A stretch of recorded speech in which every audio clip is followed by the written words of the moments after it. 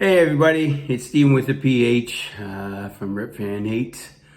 I'm going to start off this video basically sending out a bunch of thank yous to all the fellow YouTubers, and that thank yous for all the coverage that and the content that was covered at this year's National, which I was unable to attend, but I enjoyed over countless numbers of videos of the show.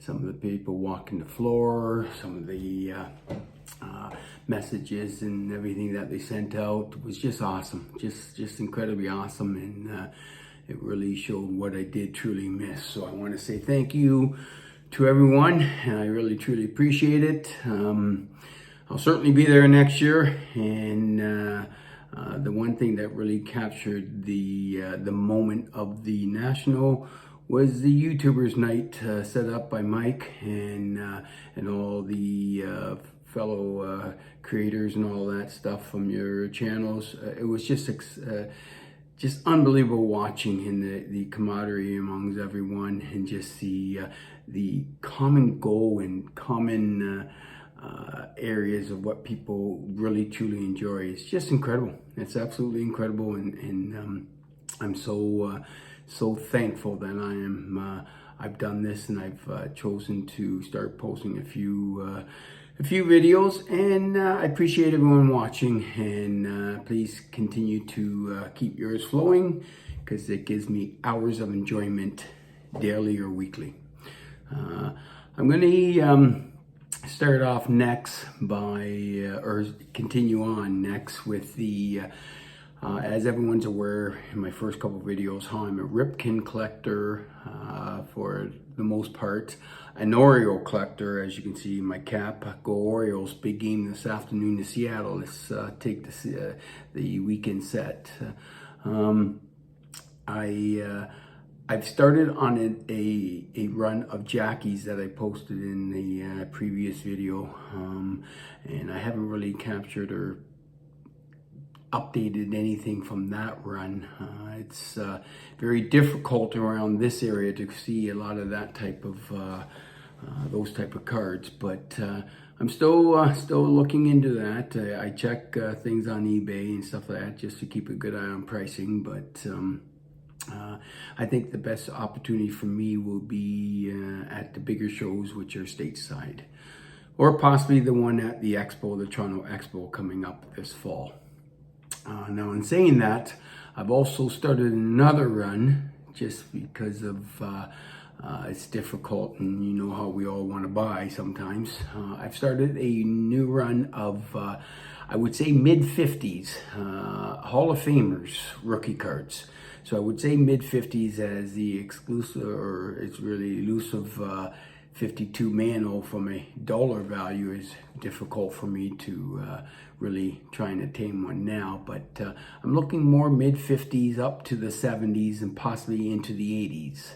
Now, in saying that, I've made a few recent purchases on eBay and at a local card show last weekend in my area, which was in Hamilton. I have 5 cards here that I'm going to show that's part of that Hall of Fame run I'm starting to do. The first 2 that I picked up off of eBay, I got a 1957 Whitey Herzog. It's a KSA 7. Now, I'm not unsure whether I'm going to crack it and send it and get it put in either a SGC slab or a PSA slab, but I'm going to show everyone what it looks like. It seems to be a really sharp looking card. It's well centered. The corners are a little bit aware, but for the most part, it looks pretty. It has pretty good eye appeal. So I'm quite pleased with it. I got it for a really good price. So that's one I'm going to debate on whether I basically crack it and send it to SGC. As I've mentioned in previous videos, I love vintage baseball in SGC. It doesn't mean I won't use PSA, because I certainly think they're both top shelf. The second one I got from the 57 Topps. A Baltimore Oriole guy, but came in with the Cincinnati Reds. It's a 1957 Frank Robinson. I think this guy is one of the most undervalued cards going, or this card is one of the undervalued cards going. This guy was a stud of a ball player. So I'm very pleased. It's similar to the Whitey Herzog, but I picked it up and it is an SGC 4. Now, it's a very sharp looking, well-centered card also. I apologize for any reflections. I'm still pretty new at this, but I think it's a beautiful card. It's well-centered, it's sharp. The corners obviously 4/4 have a little bit of wear and tear on it. But as I stated, I think Frank Robinson had an unbelievable career. The longevity of it, plus carrying on from the managerial part of it, just a dynamite ball player, and I think is great value in his rookie card. Then this past weekend, like I said, in Hamilton, I picked up 3 cards to go along with my newly run of Hall of Fame rookies. I picked up the 1965 Topps Steve Carlton. I got it in the 5.5. It's a sharp looking card. Centering's just a tad off a little bit, but I apologize again for the reflection there. That's better, sort of.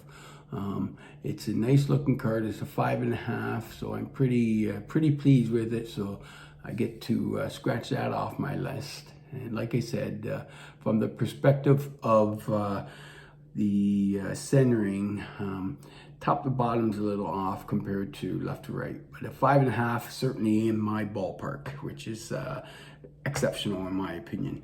I also ended up picking up a 1960 Topps Gem Cat. It was an SGC 6. Top to bottom looks good. Left to right's just a little off-centered, but a sharp looking card. As you can see, it's very sharp looking card. It's a 6, part of that run, which I'm pretty pleased with. And the third one to go with it, I got the 3 together. I got it for a fairly reasonable price for the 3. I was suspecting the third one, which is the 1962 Gaylord Perry. I was hoping once I took it out and got a really better look at it, it seemed to be a little lower grade than I anticipated. I would think, it's raw again, I would think if I send it in for grading, I would think possibly a 2 to a 3 max. I mean, I was hoping for a 4 before I looked at it better, but the centering is actually top to bottom really poor. And then when I took it out of its little plastic sleeve, it has some scratches on the surface. So it's the 1962 Gaylord Perry. So I'll debate on whether I send that in or keep looking to upgrade this and then go from there. So I want to just thank everyone for tuning in and watching what I'm into and stuff like that.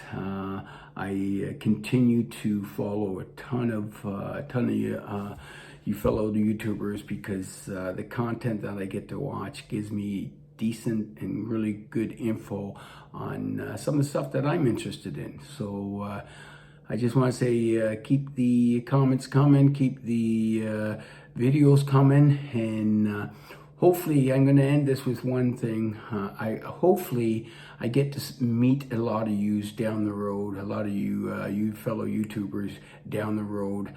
There's not a lot of shows around here in Canada. I'm just outside of Toronto, about an hour from Buffalo, so most of the opportunities for me would be going down statesides, which I hope to do that with my good buddy Mike of Canadian Cards. So but in the meantime, please keep the videos coming. I really enjoy them, and I want to thank you for everything. If there's any questions, please feel free to leave a comment below. And until we talk the next time, thank you very much and have a good day.